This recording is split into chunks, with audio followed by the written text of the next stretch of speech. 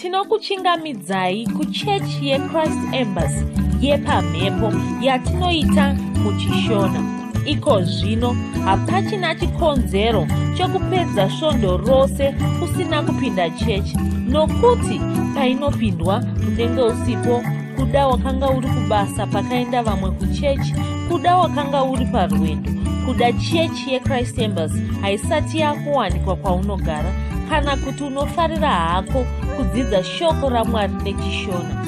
Ino ndiyo yave chechi yako. Chipinda tinamati.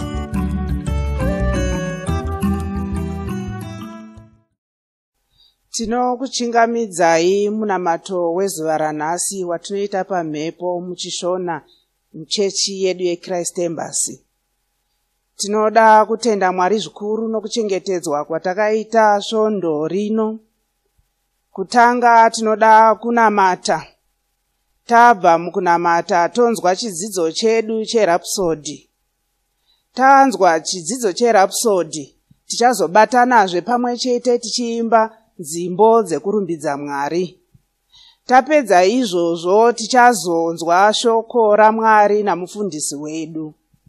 Saka panguva ino tinoda kuti titore chinguva chino tichinamata, zvikuru sei tichitenda Mwari nevanhu vatakaparidzira svondo rino. Takatoparidzira vanhu vakawanda shoko raMwari. Takatovatora kuti vauye kukereke kuzonamata pamwe chete nesu. Saka tinoda kupa mbiri nokutenda Mwari.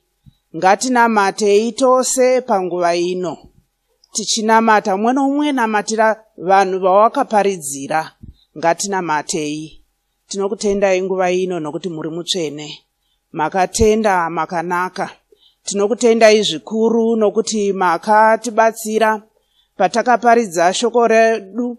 Takanzwa imi muchitibatsira zvikuru sei kuti tigone kutaura navanhu shoko raMwari, tigone kuvaparidzira shoko raMwari, tigonezve kuvhura kunyange bhaibheri shoko raMwari, tichivakurudzira kuti vauye kukereke kuzonamata pamwe chete nesu.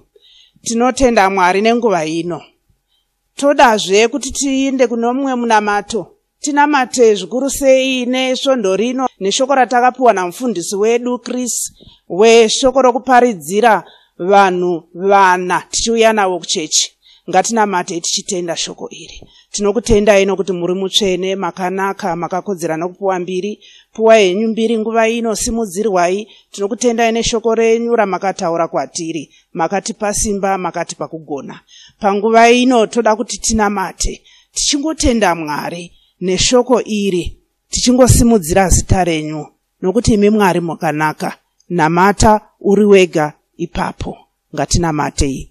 Kudzwai Mwari, tinokutendai neshoko ranhasi. Tinosimudzira zita renyu nokuti makanaka. Piwai mbiri nokuti muri mutsvene, makakodzera nokunamatwa, makakodzera nokusimudzirwa. Tinotenda nokuti makanaka. Rambai muchitishingisa Mwari kuti tigone kuparidza shoko, tiuye navanhu mukati mekereke, tivabvise kurima tiuya navo kuchiedza. Tinokutendai nokuti muri mutsvene, makafanira nokupuwa mbiri. Rambai muchitigonesa nguva dzose. Isu tine chido chokuramba tichiita basa renyu. Kudzwa henyu Mwari wemasimba ose. Tinokupai mbiri panguva ino, muri mutsvene makanaka, muzita raJesu. Amen. Panguva ino toda kuti tinzwe chidzidzo chedu cherhapsody rezuva ranhasi. Tinokutendai.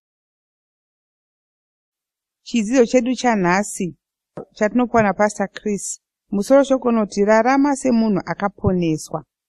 VaFilipi 2:12 inoti, naizvozvo vadikanwa vangu, sezvamakateerera nguva dzose ndisati ndiripo, pedzisai kuponeswa kwenyu nokutya nokudedera. Haleluya.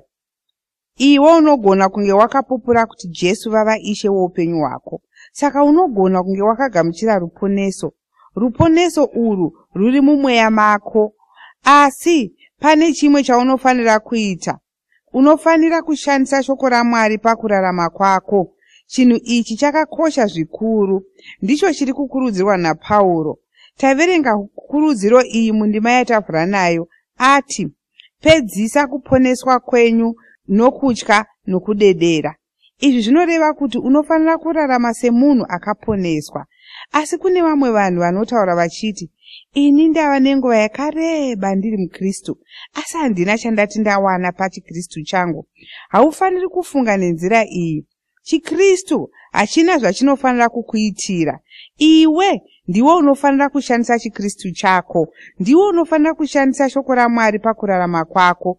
Rishandise kuita zvinhu muupenyu hwako. Kubwinya kwaMwari kunozoonekwa paupenyu hwako. Kubwinya uku kunozokufadza zvikuru. Takapiwa shoko raMwari kuti tiriite, takaripiwa kuti tirishandise pakurarama kwedu. Izvi ndizvo zvisingazivikanwi neakawanda. Tinofanira kuva shoko raMwari. Shoko raMwari ndiro rinofanira kuonekwa paupenyu hwedu. Izvi ndizvo zvatinoita pachiKristu. Ndizvo zvatinodzidziswa muna Jakobho 1:22-25.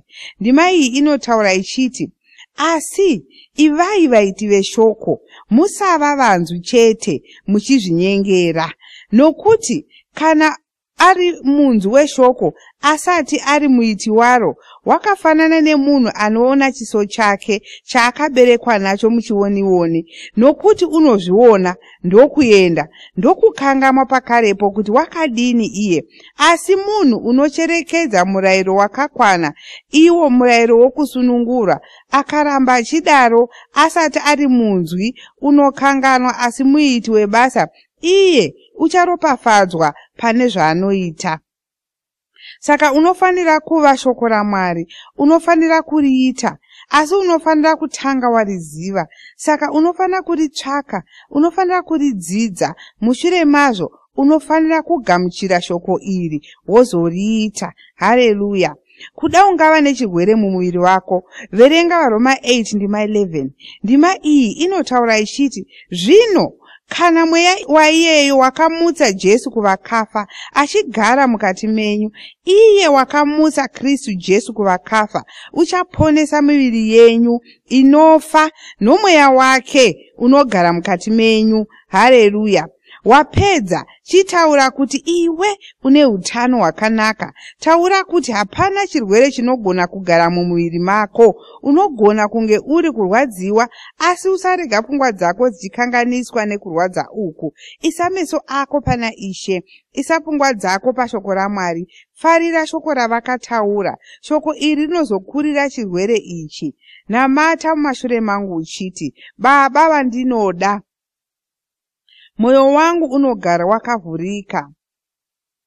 Wakavhurika ugamuchira shoko renyu. Shoko iri nderiya ramakanyora. Ndinorigamuchira ndakazvininipisa. Ndinorigamuchira nerutendo. Ndinorigamuchira nemufaro. Ndinoshandisa shoko iri pakurarama kwangu. Nokudaro ndinobudirira pane zvose zvandinoita. Ndinoita zvinhu zvinoshanda. Ndinowedzera pazvinhu zvose. Ndashandurwa. Ndasimbiswa. Ndagwinyiswa muna Kristu. Haleluya. Amen.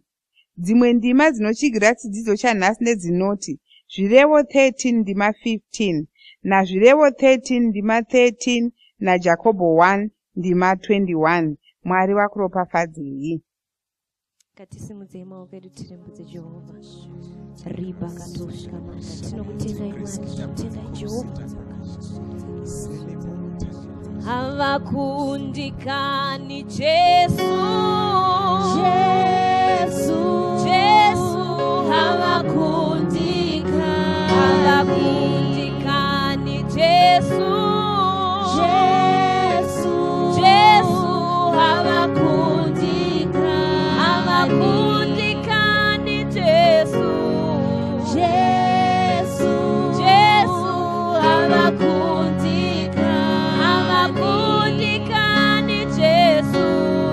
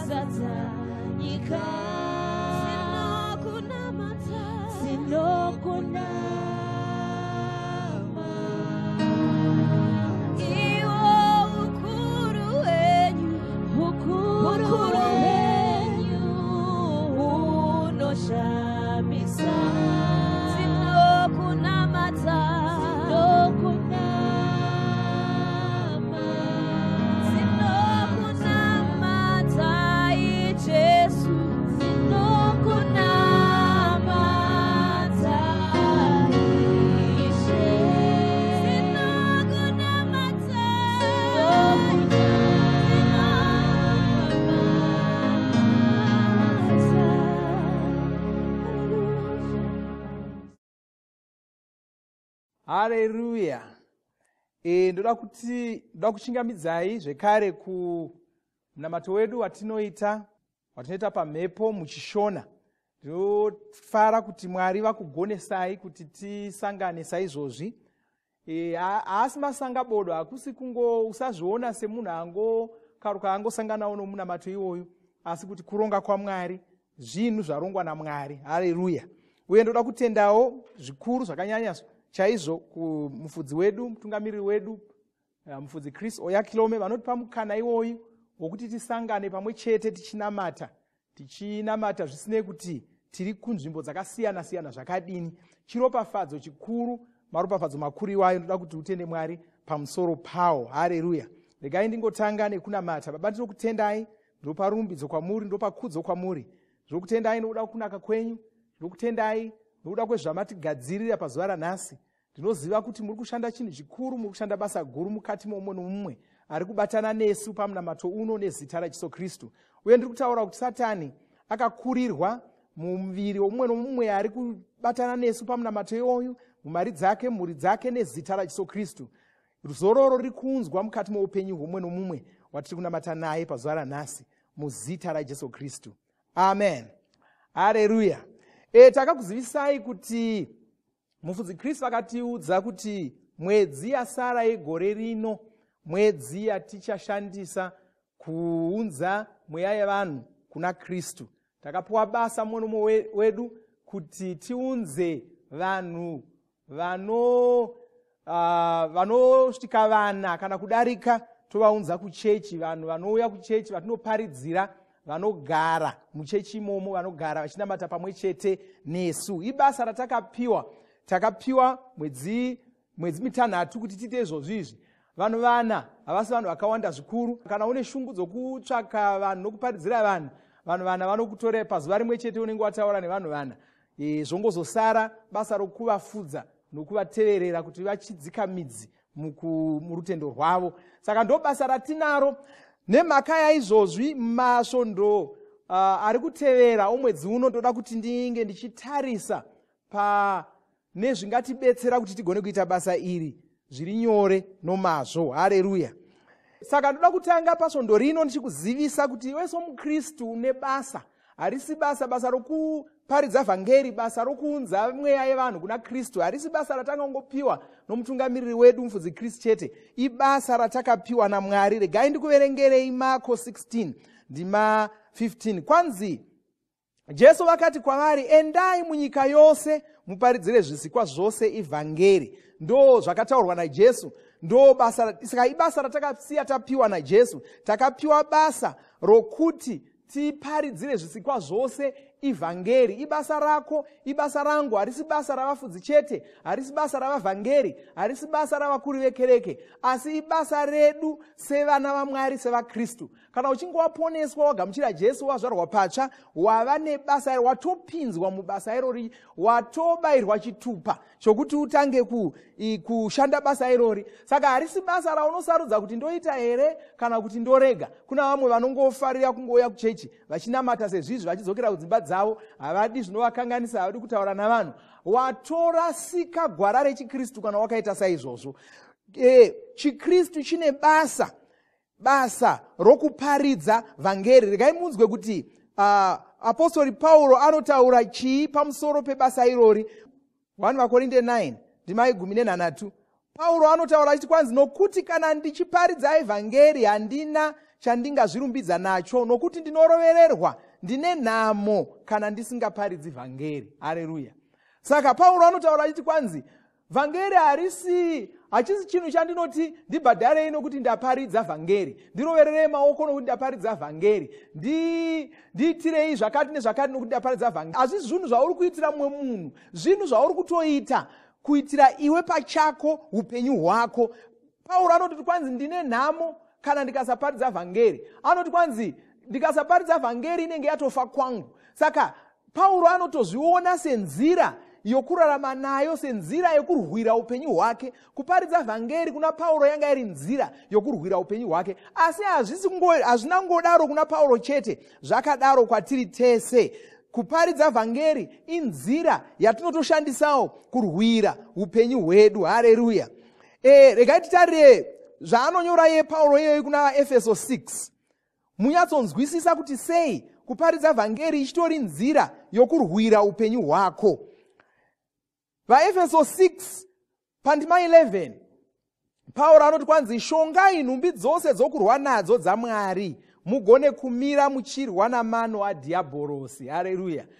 Kune vanoziva ndima iyoyi Pauro anga ari kutaura nokutizivisa zvatingaita kuti tizvidzivirire kuna Satani, tizvidzivirire kubva kukurwiswa kwatingaitwa naSatani. Pano vanhu vazhinji vane zvimwe zvavanorangarira pamusoro penhumbi idzodzo dzatinoshandisa, zvombo zvatakataurirwa kuti tinogona kushandisa. Regai ndiverenge zvombo zvachona. Anotaura achikwanzi shongai nhumbi dzokurwa nadzo, shongai zvombo zvinopiwa naMwari mugone kumira muchirwa nemano adhiabhorosi. Kwanzi nokuti hatirwi nenyama neropa asi navabati navane simba namadzishe enyika iri marino nemweya yakaipa yedenga. Oti saka torai nhumbi dzose dzokurwa nadzo dzaMwari, torai zvombo zvose zvokurwa nazvo zvamunopiwa naMwari kuti mugone kudzivisa pazuva rakaipa nokuramba mumire mapedza zvose. Oti naizvozvo mirai makasunga zviuno zvenyu nezvokwadi. Akutitsanangurira zvombo zvacho, kwanzi sungai zviuno zvenyu nezvokwadi. Haleluya. Sungai zviuno zvenyu nezvokwadi. Oti zvemakapfeka chidzitiro chechifuva chokururama. Ndechimwe chombo chaari kutaura ichocho, chidzitiro chechifuva chokururama. Oti zvemakasunga tsoka dzenyu kugadzirirwa kwevhangeri yorugare. Ndo chimwe chombo zvakare. Saka kuparidzwa kwevhangeri, kuva munhu anogadzirira kuparidza vhangeri nguva imwe neimwe, anenge akagadzirira kufambisa vhangeri nguva imwe neimwe, ikoko kungwarira vhangeri ikoko anoti ndechimwe chombo chatinoshandisa kuzvidzivirira. Kureva kuti muKristu asingaparidzi vhangeri anogona kurwiswa naSatani akakurirwa nyore. Kuparidza vhangeri ndechimwe chombo chatinacho.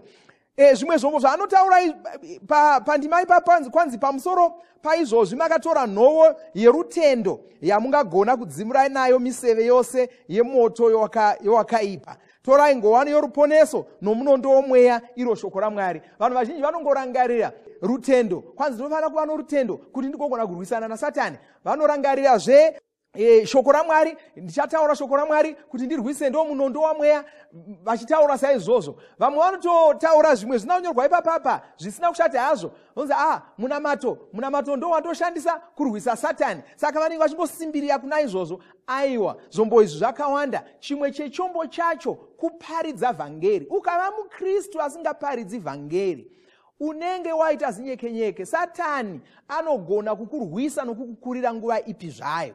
Kuparidza vhangeri, saka paya paunenge uchitsvaka kuti zvinhu zvikufambire zvakanaka, kuna vamwe vanogara vachichema, Satani ari kundirwisa, Satani aneni mazuva ano, ndamuka ndine dambudziko rakati, ndazovirirwa ndaane dambudziko rakati. Makambotarirawo here kuti muri kushandisa zvombo zvose zvokurwa nazvo here? Kana kuti kuda muri kungosimbirira pamunamato, kuda muri kungosimbirira kutaura shoko raMwari, kuda muri kungosimbirira nezvimwe zvese zvakataurwa, vamwe wenyu kuda muri kungosimbirira nokutsanya. Haleluya. Bhaibheri rinamboti kwai kutsanya ndokuchaita kuti Satani atize.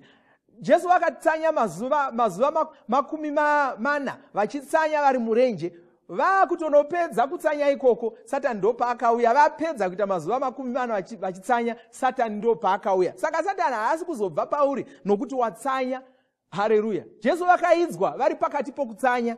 Haleluya. Saka zvakaipa zvinogona kukuwira uri pakati pokutsanya ikoko. Saka rangarirai, kuparidza vhangeri ndechimwe chombo. Musachisiya, musakanganwa nezvacho. Ndo chatakapiwa. MuKristu anogara achingoparidza vhangeri, achiudza vanhu pamusoro paJesu, achiudza vanhu pamusoro paJesu. MuKristu akadaro anogara ari panzvimbo yakachengetedzeka. Anogara akazvitavira kubva kune zvingaitwa naSatani.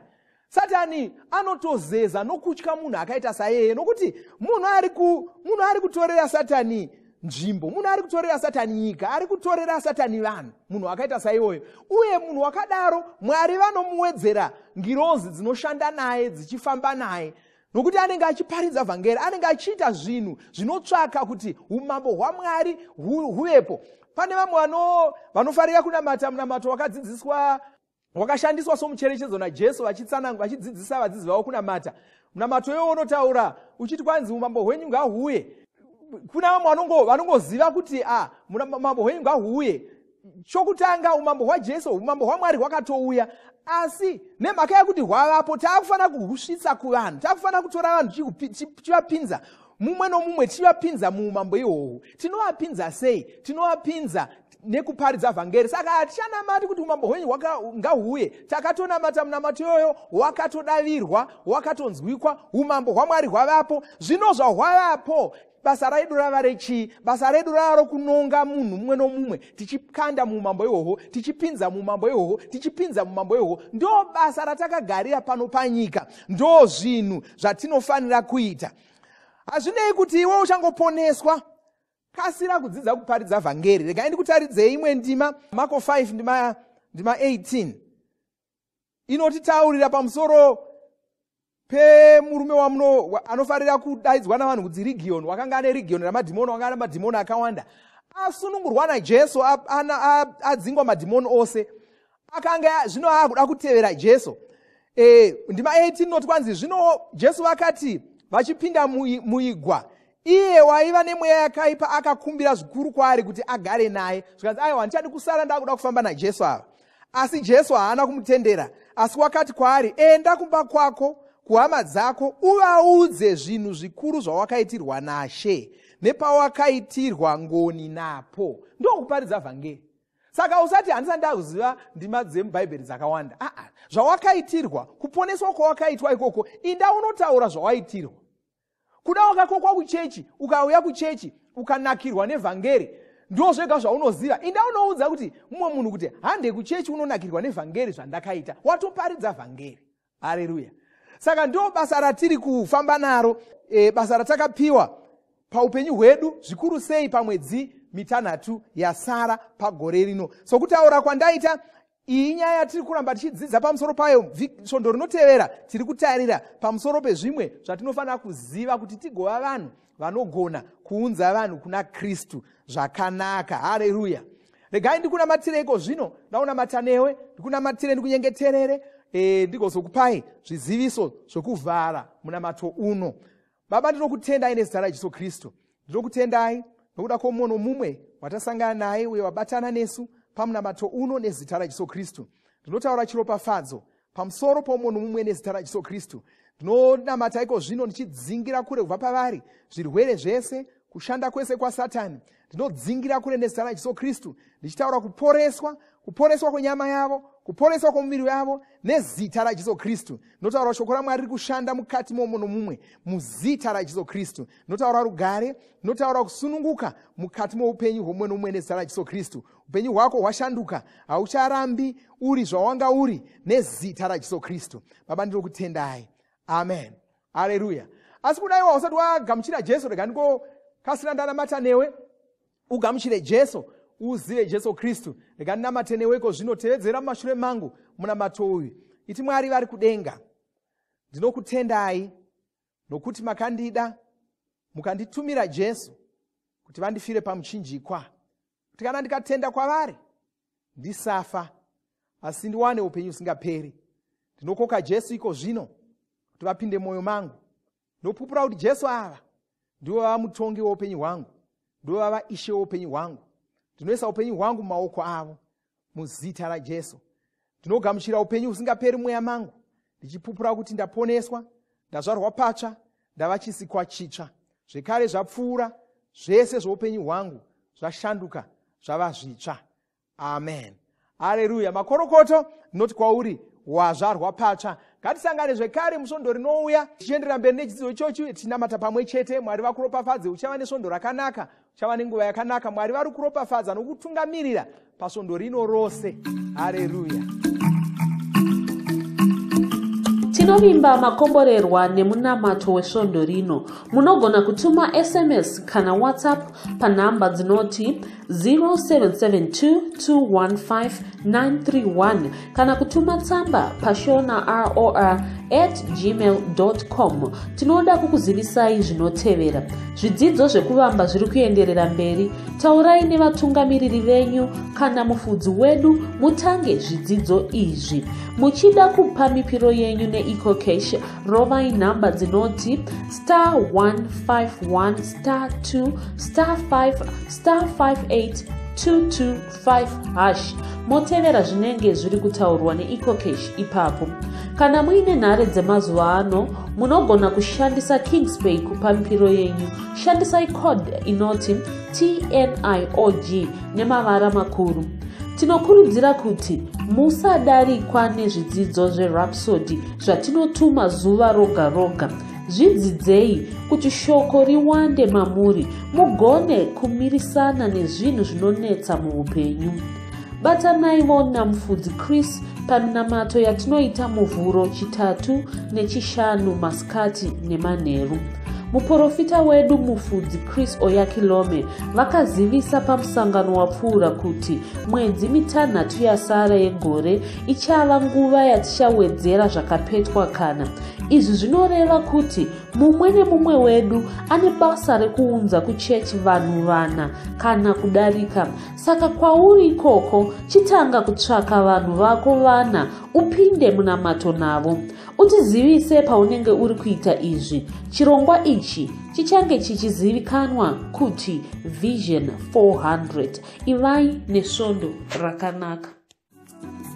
Mashoko eupenyu auya mutauro